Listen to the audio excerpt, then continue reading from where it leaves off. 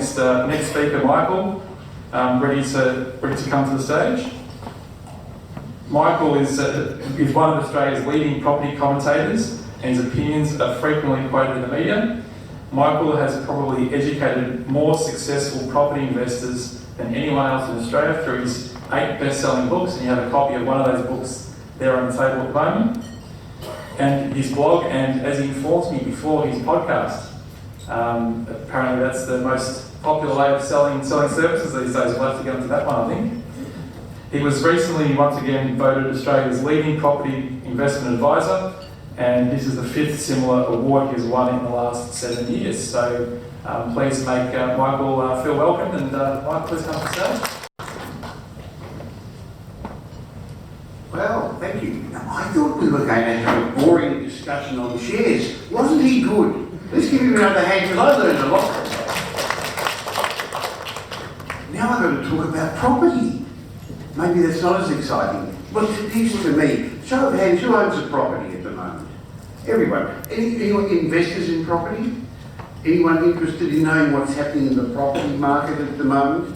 Because that's really what we're going to discuss today. We're going to have a look at what's happening, because we're really at the beginning of a new property cycle, and there's a lot of people my age in the room here, and you know yourself, there's actually not that many opportunities to be at the beginning of another property cycle. That's where we are today, so let's see how we can take advantage of it. But I think this time it's going to be very different, so we'll have a talk about why it's a bit different, and maybe how to avoid some of the common mistakes that investors make. So we all own homes, but this is some information from CoreLogic, and it shows the size of the property markets. And the residential property market in Australia is $6.7 trillion. When you compare that to the stock market or commercial property markets, you'll actually find that it's the biggest asset class in Australia. And the great thing about investing in property, in my mind, is that you're actually investing in an asset class that's not controlled by investors. So you can get an unfair advantage by the knowledge you've got, by the contacts you've got, by the research you can do, because other people tend to buy them more emotionally. Now, if you look at that $6.7 trillion worth of property, who's read, heard, been even maybe a bit concerned about the debt explosion in Australia? Have you been reading about the debt explosion and there's going to be a ticking time bomb?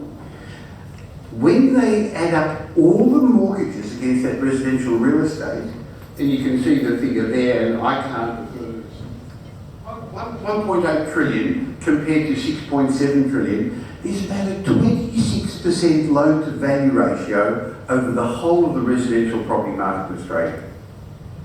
There's no debt bomb. A lot of us own our homes outright. And the debt in general is in the hands of those who can afford it. And especially recently, there's been much more careful, responsible lending.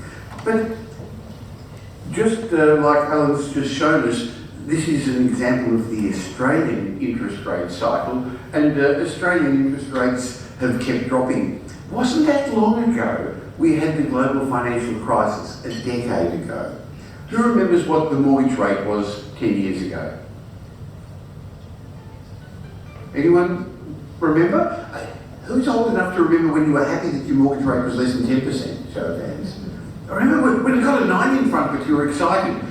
In fact, interest rates were in the high single digits in just before the global financial crisis in 2007, and interest rates did keep dropping, and that's one of the drivers of the growth of our property cycle. So the huge growth we had up until a couple of years ago was a combination of lower interest rates, which meant even if you had the same income, you could pay a lot more to service your loans.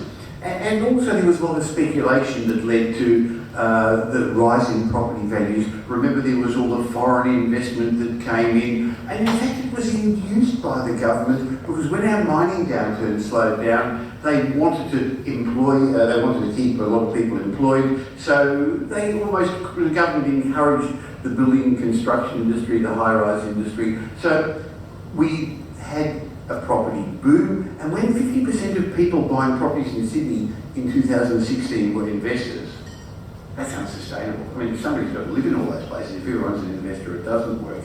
And so APRA came in and slowed things down and tightened the screws. But look what's happened since the miracle election. This has been a year of two halves.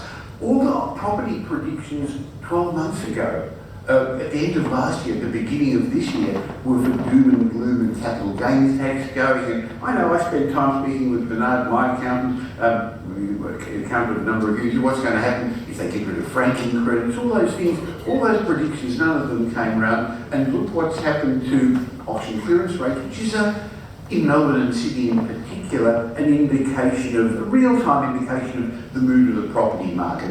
And this is what's happened to house prices in the last little while as well, as a result of lower interest rates. Remember, we had 3 interest rate drops this year, loosening of lending criteria, which means the banks are now friendlier again, and a little bit of tax rebates that people got back as well. And now most capital city markets are growing. This is the figures I gave for up to last month. In fact, yesterday or 2 days ago, CoreLogic came out with their latest figures. The Melbourne property market went up 6.8% in the last quarter. Sydney did 6.4% in a quarter. I mean, if you multiply that out by 4, it's incredible, crazy figures. It's not going to continue on that way. So Melbourne and Sydney, which had big drops, Sydney dropped 15%, Melbourne dropped about 11%, are now playing catch up. In fact, by the first quarter of next year, both Melbourne and Sydney property markets overall will have actually caught up and made up all their losses. Now, we see that we're Australia's largest buyers agency, so we don't sell real estate, but we give strategic advice for clients when we buy property. And we've never, it's been years since we've had as many people knocking on our doors as investors to represent them, or as homeowners to represent them as well. And so there's huge energy in the market, but interestingly, investors are not overall as active in the market at the moment, and we can see that from finance figures. So this big drive in property increase is happening from owner-occupiers. It's not from speculators, it's not from overseas investors. There's real depth in the market, and that's partly because we just keep growing so much. So what drives our property market? Well, the big thing is affordability, because as an investor in particular, property investment's a game of finance with some homes thrown in the middle. So if the banks lend you more, you tend to borrow more. So a lot of it has to do with interest rates. And I agree with Alan, our research suggests that interest rates are going to remain low for a long, long time. A year ago, it wasn't more than a year ago, everyone was worrying that interest rates were going up. Now, do you know why I know interest rates are not going to go up? Because I locked in. Every time I lock in interest rates, Bernard knows I get it wrong, it goes the other way. But I locked in some of our interest rates recently, more as just a form of cash flow management. But things that are driving our property markets are affordability, market sentiment, and consumer sentiment is strong again. There's fear of missing out. You see multiple people turning up at auctions missing out because there's not as much stock at the moment. And so there's people, particularly again in Melbourne and Sydney, and we're noticing it in Brisbane as well. The market sentiment is there, and the media is no longer knocking property. When you wake up every weekend and read in the media that the auction clearance rates are up and the value of your home is better, there's that wealth effect. You feel more comfortable, you feel better about it. What's driving our property market is, at a macro level, interest rates and the economy, and at a micro level, really, there's big macro levels, at micro level in your state, and then even in the suburbs, and local economy is important. So while we've had a boom in Melbourne, a boom in Sydney for the last 5 months, Perth is still going down because it's not getting the employment, it's not getting population growth, locally consumer confidence is very poor. But one of the big driving factors, if we wonder what's going to happen over this next decade, remember, in 3 weeks' time, we're starting a new decade. If you think about it, I remember not that long ago, we were talking about the Y2K bug. Who remembers the Y2K bug? My mother went out and bought bottled water because of the Y2K bug. You remember that? People were worried, they weren't sure what was going on. We're now 20% into the new millennium. 20% into it. Anyway, this new decade, I think one of the big driving factors is going to be demographics. It's always been the thing that drives our property markets. How many of us there are, how we want to live, where we want to live. So that's going to be one of the driving factors. And supply and demand. If there's more, so we're talking about what causes property values to increase, and if there's more supply than there is demand, clearly it's a factor that isn't conducive to property values going up. We had a huge building boom. Actually, Pam and I drove back from the airport the other day. We just looked at town and so many cranes. But this is now, we're at peak supply. We've been building for the last years and there's very, very little new supply coming on. Building approvals are very low at the moment. And it's going to take quite some time. So if even all the big developers decide, hey, I'm going to do it again, there's 3 or 4 years lag before they get all those big buildings going again. So on that basis, my suggestion is, in the next little while, supply in Melbourne, in certain parts of Melbourne in particular, isn't going to keep up with demand. And again, what's driving our property markets is mainly owner-occupiers, but also the returns and for investors. But every year there's an X factor. And I'll talk about the TV show, the musical. What I'm saying is there's something from the outside that affects us, sometimes for the positive, sometimes for the negative, sometimes from Australia, sometimes from overseas. So that's why some of the best forecasts, when you've got all the information, all the knowledge, all the demographics, it still gets messed up because outside factors affect you.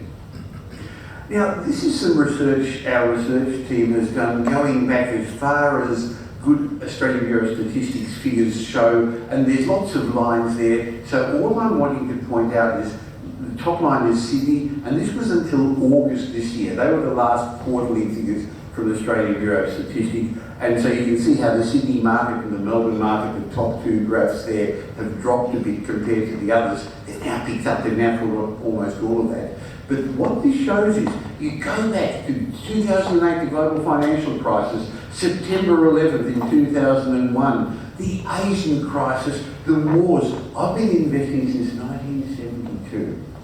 I bought my first investment property in Lark Street, South Caulfield. I went house with my parents, I couldn't afford it. I put $1,000 down, they did. We bought a property for $18,000. We got $12 a week rent, we were excited.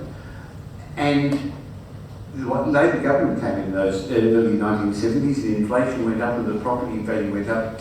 But I took a 30-year loan for the $16,000. I had no idea how I was going to pay it off. Of course, at that time, the Academy car was, I was going to say Commodore, it wasn't, it was a Kingswood. That was $2,000 then. But what I'm saying is, over time, multiple prime ministers, interest rates up, interest rates down, wars, famines, we went to war, recessions. We had a couple of recessions in that time. The value of residential real estate in our capital cities kept going up. And when we dug down deeper, this is Melbourne, Sydney, Brisbane, you can actually see houses and apartments. In each state, houses have gone up a bit more, but the Melbourne property market went up about 7.9%, Sydney about 7.4% over the last 40 years. Not every year, but those of you who are the accountants in the room will know the rule of 72. If it goes up 7%, it doubles in 10 years. That's on average. That's Toorak and Kooyong around here, and it's Melbourne, which hasn't gone up much for 30, 40 years, had a little boom a year or two ago. But residential real estate should be in your asset allocation, in your investment allocation. And I see that more and more investors, retirees, are going to put their money into real estate now because money in the bank isn't going to do particularly well. And with all due respect to the share market, we have just reached the peak. Well, it's gone again in the last 2 days. We got back to where it was in 2007. But what happened to the value of your property that you would have bought in 2007, where it is today? So all I'm saying is that every capital city other than Darwin actually doubled in value on average over the 40 years. But this is a much more complicated graph, just showing you that it was in stepwise. So for a couple of years it went up and then it didn't do anything for a long time. Then it went up and Sydney did things at a different time to Melbourne, and Brisbane doesn't have as big ups and downs, but it goes longer. So I'm not saying just buy a property is going to keep going up. It doesn't work that way. Not all properties are what I call investment grade. But I'm confident in the property markets moving forward because of two big drivers. Who's a golfer? This is out of respect to my wife, Pam, who's a golfer. Who else is a golfer in the room? I think you're in good company. Two big drivers. Oh, you don't like that brand of golf club? Oh, sorry. The big drivers are population growth and the wealth of the nation. You need both for property values to go up. We've been to Mexico City, where the whole population of Australia is in one city, 25 million people. Huge undersupply, but property values haven't gone up. Why?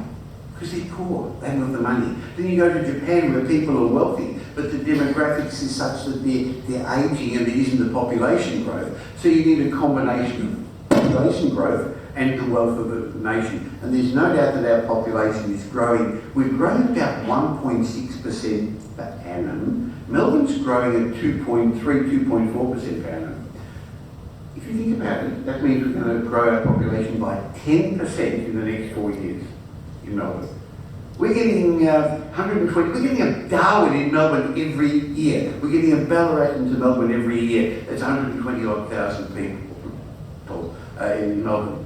So we're growing faster than any other developed nation, not the underdeveloped nations. And these are graphs from the United Nations forecasts. And while it's suggested that overall the world's population growth is going to go down, Australia's population is going to go up. But remember, it's not natural population growth anymore. It's actually immigration.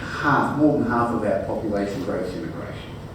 Remember the old days of the big Australia, small Australia discussions? It's out now. In fact, part of the reason we're getting economic growth is because of our population growth.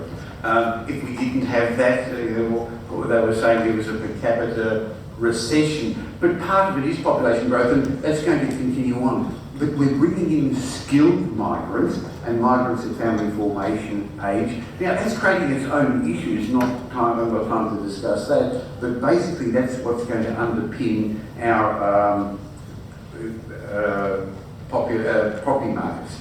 So why am I confident that you should consider property as an asset class, why you should have your property as part of your portfolio? But maybe it's not all of it, because there's definitely room for shares in managed funds, and you've got to have a balance depending upon where you are in your life, whether you're still at the asset growth stage, whether you're at the income stage. But between now and 2050, our plan, our budget in Australia, the government's plan, is to increase our population to 38 million people. What that means is we're going to require 170, 190,000 new dwellings a year. And most of those people are coming to Melbourne, Sydney, Brisbane. They're talking about putting them in regional Australia. For a short while they'll go there, then they'll come back. They can't keep them there forever. There's not the jobs there for them. So we haven't built as many dwellings as that on a regular basis ever.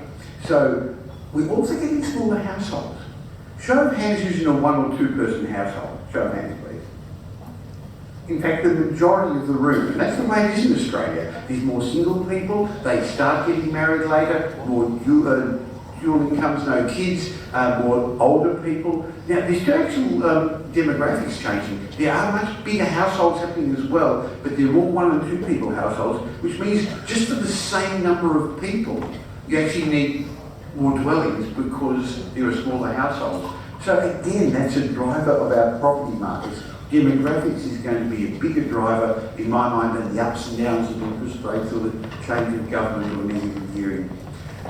At the beginning, or after the Second World War, we had about 40-42% home ownership rate. And then the government decided we had to populate or perish, and it encouraged home ownership. And the home ownership rate got to about 70%. Very, very different to the rest of the world. And you can see it slowly coming down for a number of reasons. Part of it is choice. The younger generations don't have, while they do aspire to owning homes, not as early in life as some of us used to. And so the suggestions are that a bigger percentage of our population are going to become renters. And in Australia, the government doesn't provide the housing. A lot of us from Europe, and you see overseas, that the government provides housing, but in Australia, just like the public hospitals, there's private hospitals, there's public schools, private schools. There's a little bit of public housing, but most of it's by people like you and me who create accommodation for those who choose to rent, not because they can't afford to, but for lifestyle reasons. So again, that's going to underpin our property market.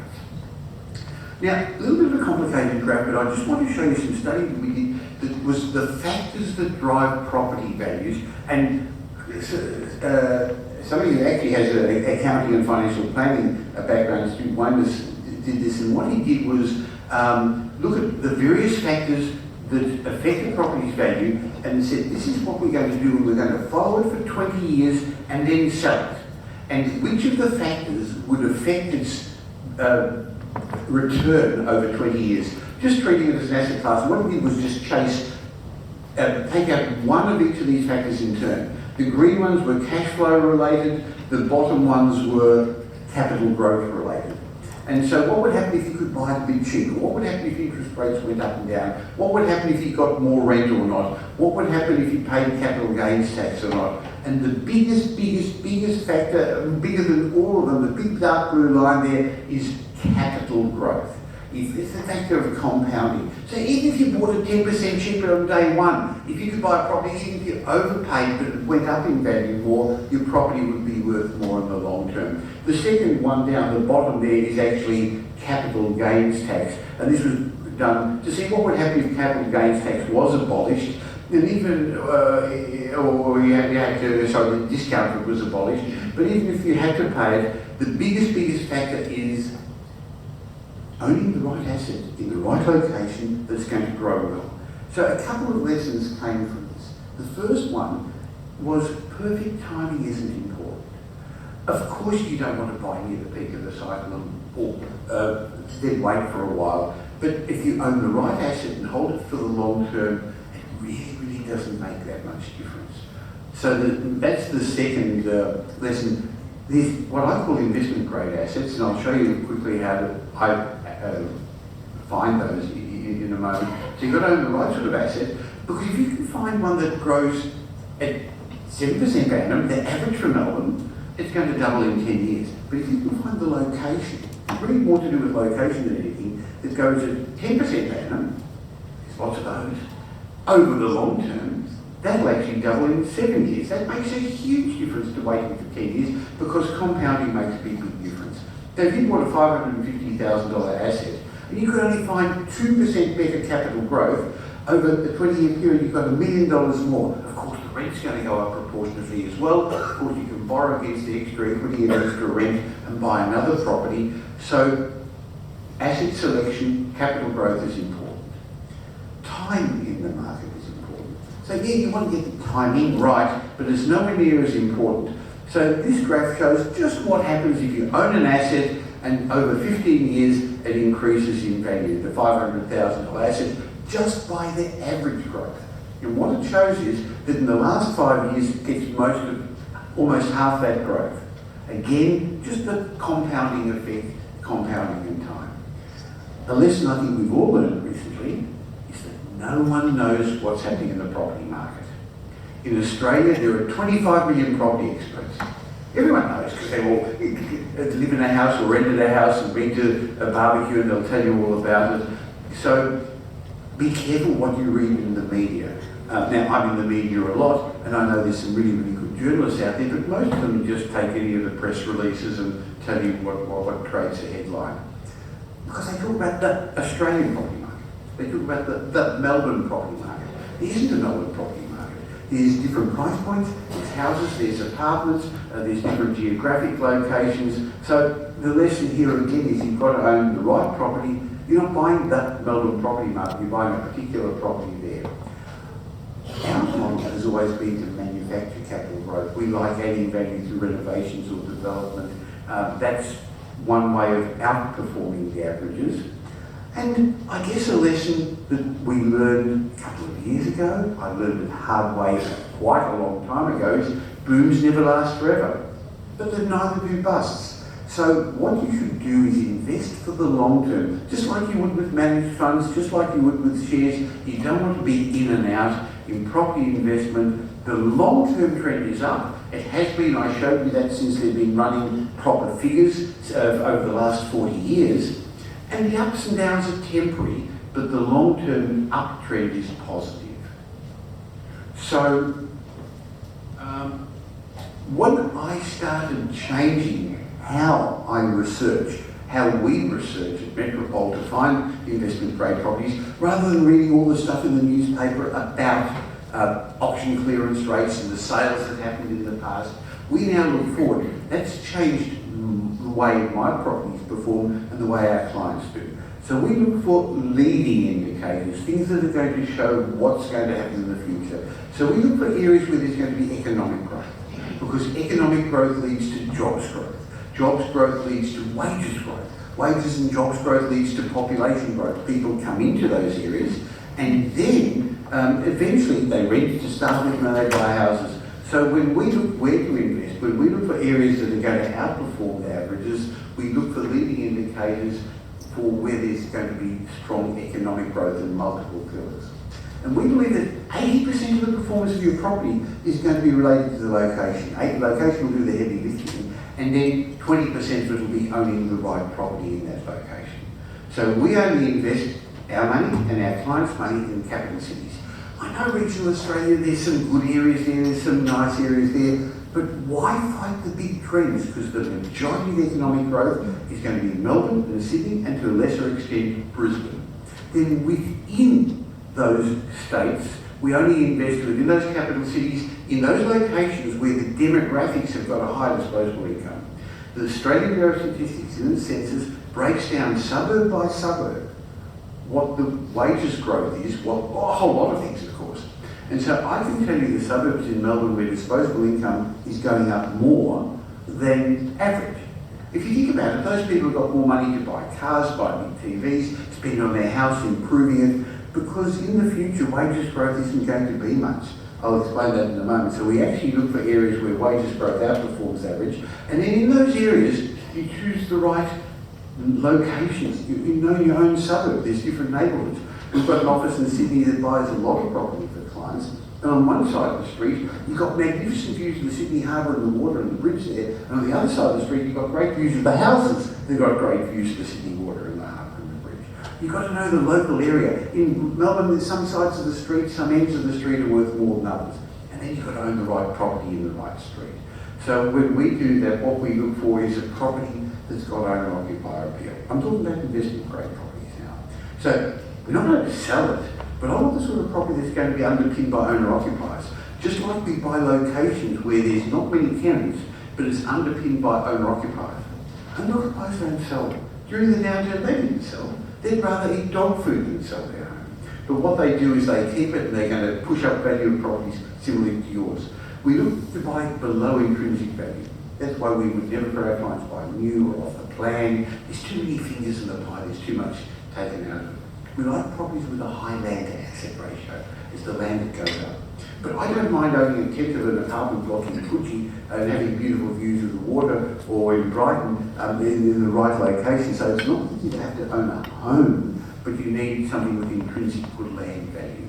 We like areas that are going to outperform because of with strong capital growth because of the demographics there, like I explained. I like finding properties with a twist. We bought some beautiful properties for clients, but they've got to have. We haven't bought an apartment in Melbourne in the last 4 years that hasn't had a courtyard. So if it's got to be special, more than a normal balcony, for example, because otherwise it's just another Me Too thing. And I like ones to which we can add value. Anyway, to finish off, I'd like to explain to you what I see ahead for this new decade. As I said, demographics, how we live, how many of us there are, how we want to live is going to drive our markets. Our population is going to increase in the next decade from 25 million to 30 million. We've got to house them somewhere. Migration will account for most of that, and it'll mainly happen in Melbourne, Sydney and Brisbane. Don't fight the big trends. If you want to invest in property, go where the big trends are. There's going to be a lower level of home ownership, and the baby boomers in general are going to be retiring, and Gen Xers are now going to be going into that next trend of wanting to look at retirement, but a lot of them aren't going to be able to afford to. And many baby boomers are going to have difficulty also because they have more one or two people households, as I said. We're going to therefore need more medium density dwelling. But what's not going to change is the rich are not going to want to commute. So the wealthy areas, look at this area here, Toorak, Armidale, Kooyong as we are here, Brighton. They're never going to move that out to Dandenong, and they're never going to move Dandenong out to here. No disrespect to that area, but the rich do not want to commute. And more people are going to want to live in these leafy suburbs where the rich are. There's going to be more cautious lending. The days of the easy money have gone. We could have gone down the same route as America in 2008. They were giving away money just before the global financial crisis. You could get online and loan for almost anything you wanted. So I think one of the few things that's going to happen after the Haynes Royal Commission is the responsible lending is going to loosen up a bit, but it's still going to be there. I'm not fussed by that. It means it'll be harder to get loans, but those who can afford it will definitely be able to. I see low interest rates for probably at least the 5 years that Owen said. I think probably for much of the next decade. We're in a period of lower inflation, lower wages growth. So in general, if people have got more wages, they're not going to be able to push up the value, pay more for properties and push up the value of properties. So if you want a property that outperforms, choose areas where people's wages are going up more than average. And I see some major changes to the workplace. More of us are going to, interesting, they're suggesting 30, maybe 40% of all the jobs in Australia are going to be gone by 2030 in the next decade. Now, that doesn't mean there's going to be a 30% unemployment rate. Look what happened when we lost the car industry. People have been redeployed. But following along the lines of what Alan said, we've got different technology. So artificial intelligence is going to take over a lot of jobs. Similarly, offshoring will. So I think there's going to be fewer of us being more productive, doing more productive work. And for a lot of people, they're going to be doing smaller jobs, part-time jobs, the gig economy, and their wages are not going to go up much. So again, you're not going to get the growth as much in the outer, capital growth in the outer suburbs. So when you invest, if you look and people say, go out to the southeastern suburbs of Melbourne, it's a growth corridor. Go out to the west, it's a growth corridor. It's a population growth corridor, but excessive supply, a lot of development there, is the enemy of capital growth. So I'm not looking for physical growth corridors, I'm looking for capital growth, which is related to the people in the area who can afford to pay more. And the last lesson to finish off, the last change I think we're going to get is that the news, the media is going to be continuously bombarding us with information. Be very careful who you listen to. There's lots of vested interests out there. Everyone, as I said, is a property guru, but at least consider property as part of your balanced portfolio because its stability and its resilience is underpinned by that huge population of Australian owner-occupiers, and that's not going to change over the next decade. Thank you very much.